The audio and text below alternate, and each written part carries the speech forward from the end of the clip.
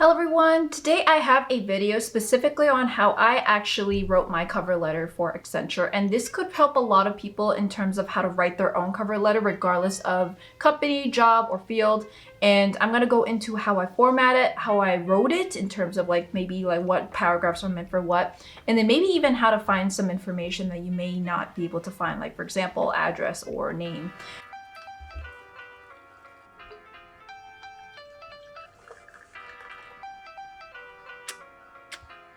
So going right into it, we're gonna start with the header. I always like to put in just exactly the same header I have for my resume. So in this case, I have my full name including my middle name. You never know how many Christine Wongs there are that apply. So actually, even though there's probably only just one Christine Wong applying from at least Boston University, that's exactly what I did, the full name. And if you do have another name, put also that into the parentheses, so that way you have the full name including your given name. And then I have my cell phone number, email, LinkedIn, and website, which is the exact same header I have on the resume.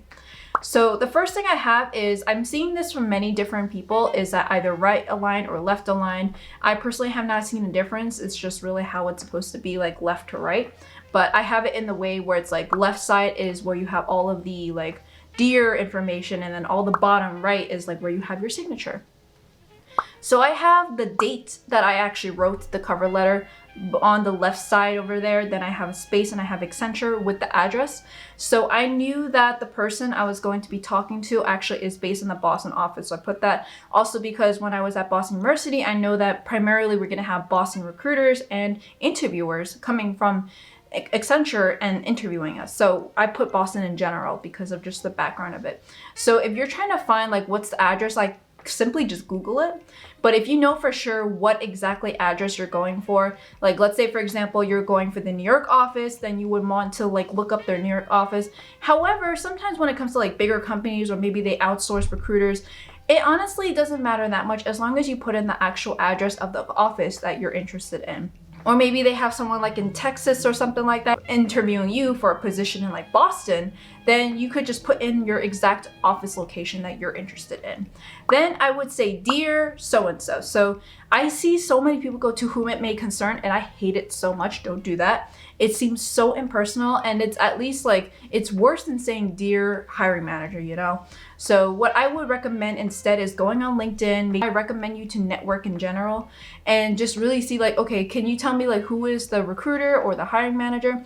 And then you would put their name down there. How I did it actually was that through BU, we have something called Handshake, and I think a lot of schools also use Handshake. It had a recruiter's name right over there. And also the same person was who I met at the career fair. So all I really did was just put the name in there. So in this case, it's dear Mr. blah, blah, blah. I'm not saying it for confidentiality reasons, so I'm just gonna write down XXXX, but this is exactly how I did it. The first thing I wrote is exactly what I'm applying for. I'm applying for the Technology Development Program full-time entry-level position at Accenture for the New York office, but I'm still flexible for the office placements. So how Accenture actually approached it was that they gave you a choice. You have to rank your preference in terms of the location. I put New York as my number one because I'm from New York, and then I put all the others, but what I wrote here was my first top choice for the New York office, because at the end of the day, you are applying for a particular office, not exactly the program, and then you're kind of allocated there. Sometimes it's like that, but for Accenture, that's not the case at this point. And what I also wrote was Technology Development Program. If you have watched my video in terms of how I got my job at Accenture, for part 1 or part 2, you would have known that actually I was interested in CDP and TDP, but they actually chose me for TDP. So I wrote 2 separate cover letters, one for TDP and one for CDP. Honestly, the actual content itself is very similar because I focused on Accenture and consulting. I didn't focus on tech consulting. But if you looked at my resume, it looks more tech than it is business. So that's what probably made the actual needle move. But for me, I wrote TDP for this one, for this particular cover letter, because that's the one I actually got the job in. And then I wrote everything after that in terms of why Accenture. So for me, I actually mentioned, I name dropped, but I knew this person from a student organization I was in, and I actually talked to him about Accenture because at that time he was in the firm. So I spoke to him about his experience at Accenture, and honestly at that point it was just, I didn't know exactly what Accenture was. I knew like they were a technology consulting firm, but I didn't know how different they were from the Big Four or MBB. So what I ended up doing was I reached out to him and I talked to him about like what is about Accenture that you liked or their experience and whatnot. And I actually kind of like used flattery here and said, I really see why he praises it. And that's after I did all the research and also did the cover letter and whatnot. So when I actually went into there, that's exactly what I wrote. I started strong with like what exactly I'm writing to them about and what exactly is like the reason why I'm interested in Accenture, at least from like a connection standpoint. So the second paragraph, honestly, this is what a lot of people probably have not done in their cover letters, but I have done. I actually have used a very personal story in the cover letter to make it different from everyone else's. Because at the end of the day, I knew Accenture valued people, and most consulting firms value people and backgrounds. So I wanted to talk about my background. And what I did was like, I actually mentioned specifically my background with my family in terms of being like part of a second or first immigrant family, whatever it's called, and talked about hardships because in consulting, it's all about hardships, pushing through challenges and whatnot, and working hard and also working smart. So that's exactly what I wrote in this paragraph. And this is how I also kind of worked it through to make it seem why am I interested, what drives me, and what am I doing as a consultant, like what kind of direction I'd be going. So that leads to the third paragraph in terms of my actual like relevant internship experience in consulting. So what I did was a summer internship at Analytic Partners, and it's actually a marketing data analytics consulting internship. So I was able to work both data analytics and consulting. The reason why I chose this particular role to talk about, even though I had like some other relevant roles, is that it had consulting involved and had data analytics. So I would associate data analytics with tech, and that's why I did it with Accenture compared to like maybe a normal, more finance concentrated role would probably be for more like Big Four or MBB, but I wanted to do something specifically in tech and to show them I have relevant experience and skills. So I did not write what was on my resume. All I did was actually bring in the experience and the insights and something that you would not see in your resume. So this is where I talked about my experience at that firm, talked about what I learned, and then even like what I enjoyed about it. So this would tell them like, this is why I'm interested in consulting, this is why I'm interested in data analytics, or this is why I'm interested in this firm in general. But then I also talked about like what are some things I achieved in, which again, these are actually on my resume, but I wanted to mention this because I knew Accenture valued innovation. So what I did was I actually started a Women Wednesdays, worked with the chief people officer, with the HR department to work with this. And one of the reasons why I actually did that was what I led into. If you see like this little transitional sentence I have for my last paragraph is, I believe I can create value in Accenture even beyond the job description and create a problem solving and never settling for the status quo. And innovation and consulting and technology, that is all of what it's about. And then my last paragraph is exactly kind of conclusion, like wrap it all up.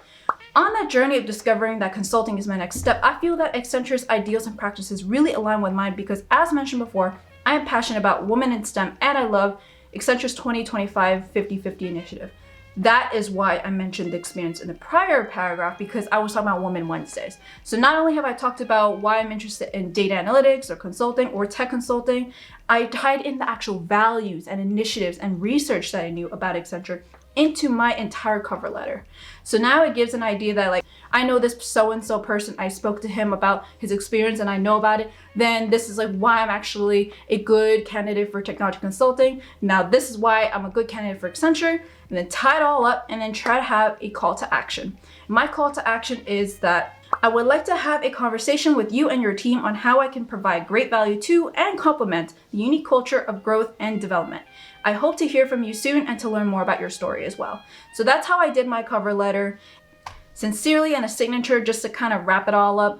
But that's exactly how I did my cover letter. And hopefully you guys can get a lot of value from this, from how exactly I positioned myself. So the first thing you want to do is your first paragraph should be your opening, like what exactly you're applying for and why. And tell me more about like why exactly should I keep reading. And then the second one was, here's a little personal story. Tell me about myself. Not everyone needs to do this. I personally did this because I felt like I had to, but I wanted to include this too because it breaks off the monotony from all the other super professional cover letters. And then the third one is like This one tells you about like why tech, why consulting, why Accenture. And then the fourth one really closed it off like this is exactly why. And then you kind of close that off to kind of lead to a call to action in terms of this is why I want to continue the conversation and talk about Accenture and tech consulting and this role. So this whole time you want to talk about like how you're going to actually provide value and be also a part of the culture and values of the firm. So hopefully this was very helpful for you. Let me know down below if any of this was interesting to you and if you use any of these tips before. It seems like pretty simple, but honestly, I think a lot of people probably just did not know. What if you don't have relevant job experience? What if you don't have anything specifically that you're interested in? First off, my huge recommendation for you, do not apply for a job or internship or company you are not interested in, okay? Don't just do it for the numbers game. It makes sense to do it for the numbers game, but you want to make sure that everything is intentional. So that way, whenever you go in for your job, for your application, your resume, your interview, and then actual job offer, you are actually excited about this company and you know it works. So if you actually got the job offer, you would be happy to get it, not just like, let's see what else is happening. This is why I do all of the research at the very beginning, so that way you know exactly like what you like about the company or job or the culture even, and then see from there. So what people could do for their cover letters if they simply don't have relevant experience is the actual personal story. So this is where I would bring in my second paragraph. At that time, honestly, my confidence was pretty low. I didn't think I would get it, so I just threw that in there thinking I had to compensate. But I think like what it really helped is because if Accenture prided to be people oriented and also tried to be diverse, you may want to bring that story in, and then it kind of gives in a little bit more flavor to who you are outside of your resume, because your resume is going to be like, here's exactly what I studied, what I did, what I know, and then here's your cover letter. This is why I'm interested in your job. But talk about how like this, your identity can be a great value for the firm, because a lot of people have a huge misconception that it's like what I want rather than what they want. You want to always make it seem like I actually I can actually provide value to you, or I satisfy a need or a requirement for you. So that's the kind of position and proposition you want to make. So thank you guys so much and see you guys next time. Bye.